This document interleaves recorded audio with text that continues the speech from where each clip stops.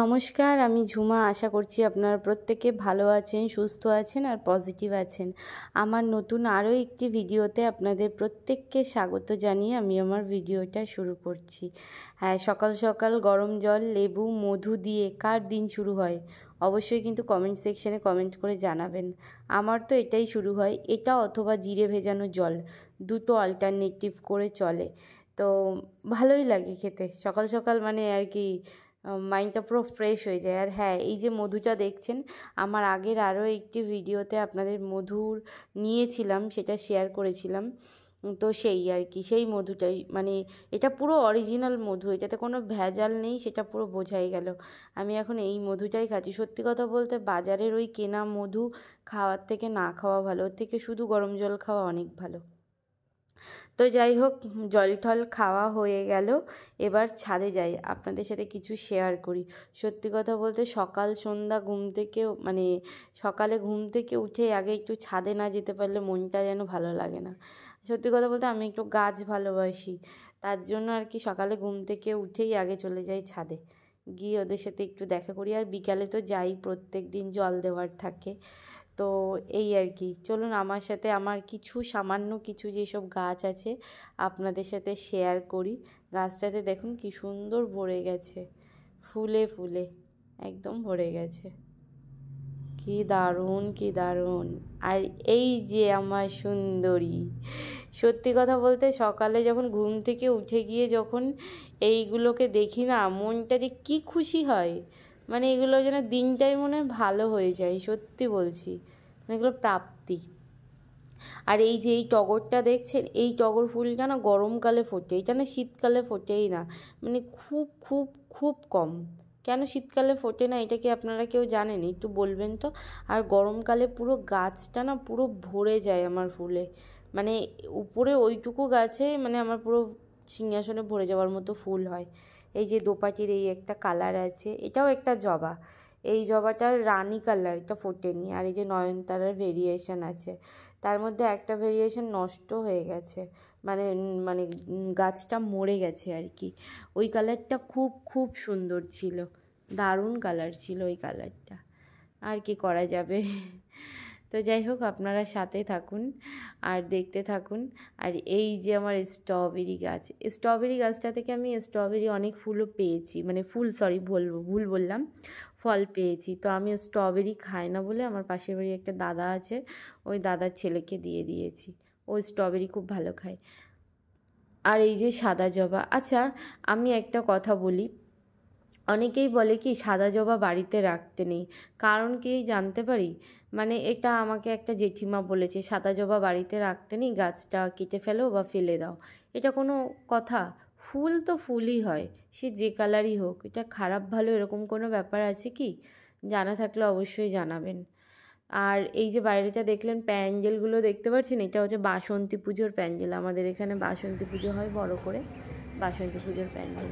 আর এই যে এই গাছটাতে দেখুন আম ভরে গেছে, এটা পুরো আমাদের ছাদের গায়ে পুরো গাছে ভরে গেছে, মানে ওই ডালগুলো এদিকে চলে এসেছে তো পুরো হাতে পাওয়া যায়, তাই ওইগুলো আপনাদের সাথে শেয়ার করছিলাম। কিন্তু প্রচণ্ড টক, মানে খাওয়াই যায় না এত টক। আচ্ছা এবার আসি, এই ফুলটা কার বাড়িতে আছে? এই ধূত্র কি আপনারা কেউ দেখেছেন? আর যদি কেউ দেখে থাকেন অবশ্যই কিন্তু জানাবেন। সাদা ধূত্র আপনারা অনেকেই দেখেছেন, সাদা বেগুনিটা, বাট এই ধূত্রটা কি কেউ দেখেছেন? যদি দেখে থাকেন তো অবশ্যই কমেন্ট সেকশানে জানাবেন। আর হ্যাঁ, ওই ধূত্র গাছটা আমাদের ছাদে নেই, ওটা নিচে আছে, নিচে পোতা আছে। তো ফুটেছিল, তো ভাবলাম আপনাদের সাথে শেয়ার করি, এত সুন্দর কালারগুলো কী আর বলবো। তো যাই হোক, ফুল টুল তুলে এসে পরিয়ে নিয়ে আবার আপনাদের সামনে চলে আসলাম। তো মায়ের শরীরটা ঠিক নেই, মানে শরীরটা ঠিক নেই বলতে হাতে প্রচণ্ড ব্যথা করছে। তো মাকে বললাম ঠিক আছে, আমার পড়ানো ঠড়ানো হয়ে গেছে তাড়াতাড়ি, তো আমি বললাম ঠিক আছে তুমি রেস্ট করো, আমি একটু রুটি করে নিচ্ছি। রুটি আর এই যে সিমাই করছিলাম, আমি ফার্স্ট টাইম সিমাই রান্না করছি, জানি না কেমন হবে। তো যাই হোক, আপনারা দেখতে থাকুন আমি কীভাবে সিমাইটা করি। তো সিমাইটা অ্যাকচুয়ালি দিয়ে গেছিলো আমাদের বাড়িতে যে কাকিমা কাজ করে আর কি। তো কাকিমাদের তো ঈদের উৎসব আছে, তো কাকিমা আমার জন্য, মানে আমার মায়ের জন্য মানে সিমাইয়ের 2টো প্যাকেট দিয়ে গেছে, দুধের প্যাকেট দিয়ে গেছে, আর কি দিয়ে গেছে, বলেছে তোমরা রান্না করে খেও। সত্যি কথা বলতে কেউ দিয়েছে বলে বলছি না, মানে সে তো আমাকে নাই দিতে পারতো, কিন্তু তার মনের মধ্যে সেই জায়গাটা আছে, সেই জন্য সে দিয়েছে আমি মনে করি। মানে দিয়েছে বলে ওইটা না ব্যাপারটা আর কি, মানে আমি বোঝাতে পারছি না হয়তো। এখনও ভালো মানুষ আছে এটাই বলবো। তো যাই হোক, আমি রান্না করতে করতে এদিকে আবার আমল দুধ খেয়ে নিলাম, লোভ আর সামলাতে পারছি না। আমল দুধটা খেয়ে নিই, খাওয়া দাওয়া হয়ে গেছে। এবার চলুন আমি সাথে থাকুন, আমি কীভাবে করছি দেখাচ্ছি, আর লাস্টটা দেখে বলবেন আমি কি পেরেছি করতে। হয়তো অতটা ভালো পারবো না, দেখা যাক পারি কি না। যাই হোক, রান্নাটা হোক, আপনারা সাথে থাকুন। আর রান্নাটা আমি করেছিলাম, মানে সিমুইটা আমি করেছিলাম গুড় আর হচ্ছে চিনি দিয়ে করেছিলাম, আমি দুটো মিশে। চিনি অল্প দিয়েছিলাম, গুড়টা বেশি দিয়েছিলাম। মানে চিনি তো আমাদের বাড়িতে কেউ খাই না, তাও চিনি মা বললো একটু দিতে, তাই একটু আর কি দিয়েছিলাম। তো যাই হোক, কথা বলতে বলতে আমার সিমাইটা প্রায় রান্না হয়েই গেছে। লাস্টে একটু ওই আমল দুধটা গুলে রেখেছিলাম সেটা দিলাম, আর উপরে কিশমিশটা দিয়ে দিয়েছিলাম, আর কাজু বাদামটা ছিল না বলে ওটা দিতে পারিনি। এটা হচ্ছে ফাইনাল লুক। তো চলো খাওয়া দাওয়া কেমন হয়েছে মাকে দিয়ে শুনে নিই। বলো তোমার খেয়ে কেমন লাগলো, কেমন হয়েছে, কেমন বানিয়েছি আমি? তুমি সত্যি করে বলো, খারাপ হলে খারাপটাও বলবা, ভালো হলে ভালোটাও বলো। নুন মিষ্টি সব ঠিকঠাক? চলো তাহলে খাওয়া দাওয়া করে নিই, পরে আবার কথা হবে। টাটা টাটা দিয়ে দাও, এরকম করে দাও। তো আমরা খাওয়া দাওয়া করে উঠলাম, তারপর উঠতে উঠতে আবার এই মামা আসলো। মামা আর কি আমাদের বাড়িতে জল দেন, আমরা এই আর কি মামার কাছ থেকে জল নিই। তো মামাকে বললাম, মামা তুমি একটু সিমাই খাও, আমি বানিয়েছি। তো মামা এক কথায়, ভাগ্নি করেছে বলে একদম এক কথায় রাজি। মামা এখানে ভাগ্নির আর কি প্রশংসায় পঞ্চমুখ হয়ে যাচ্ছে কিন্তু। তো কিন্তু আমি কথাগুলো নিতে পারলাম না, পাশ থেকে গানের আওয়াজ আসছিল ওই জন্য। তো দেখো, ধর্ম যার যার, উৎসব কিন্তু সবার, তাই আমরা প্রত্যেকে এখানে সেলিব্রেট করছি।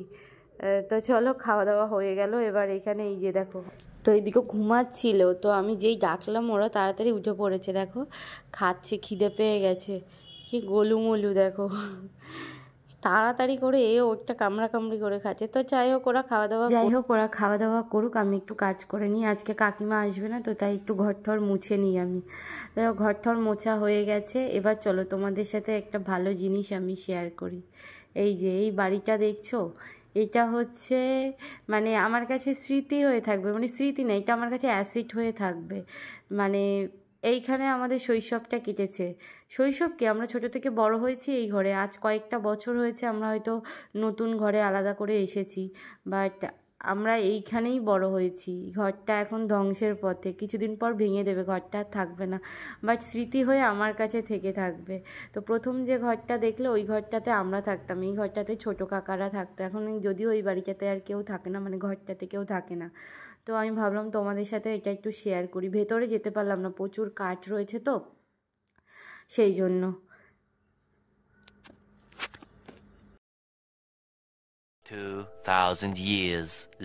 তারপরে তোমাদের সাথে কিছু শেয়ার করা হয়নি। তারপর দিদি ফোন করেছিল, বললো যে তুই একটু বারাসাতে আয়, একটু দরকার আছে। তো তাড়াহুড়ো করে আমি আবার বেরিয়ে পড়েছিলাম, বারাসাত গেছিলাম।